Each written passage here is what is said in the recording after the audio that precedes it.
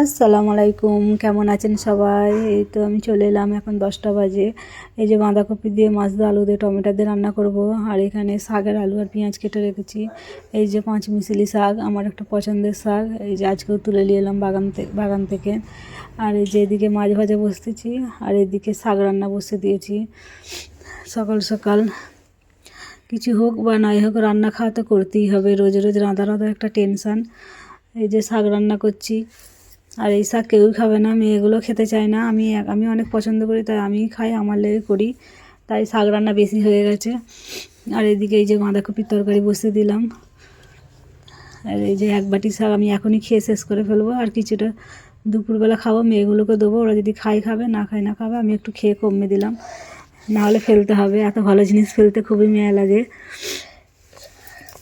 আর এই যে দোরটা খুলেছি, দেখেন মুড়িগুলো সব চলে এসছে, অনেকক্ষণ থেকে খাবার দেওয়া হয়নি।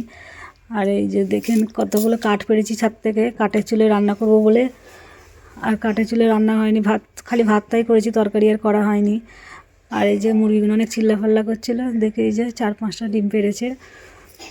আর চাল দেওয়া হয়নি অনেকক্ষণ থেকে। এই যে দুটো চাল দিয়ে দেবো, এই যে চাল পড়ে আছে, আলো চাল কটা রয়েছে, এগুলোই দিয়ে দিই।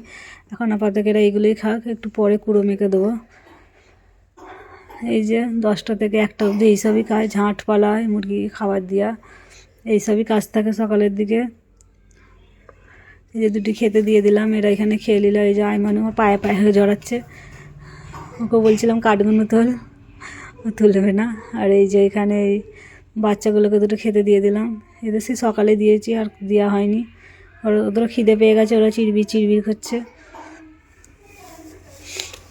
এই যে এখানে ঝাঁট পালা দেবো। আর আইমানু তো আমার পায়ের কাছ থেকে সরছেই না, খালি পায়ে ঝরাচ্ছে।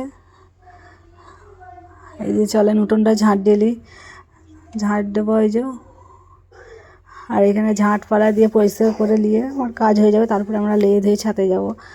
আর যদি আমার ভিডিও আপনাদের ভালো লাগে, প্লিজ লাইক কমেন্ট শেয়ার করবেন। আর যদি বড় ভিডিও চান, তাহলে কমেন্টে জানাবেন, বড় ভিডিও দেবো ঘর থেকে।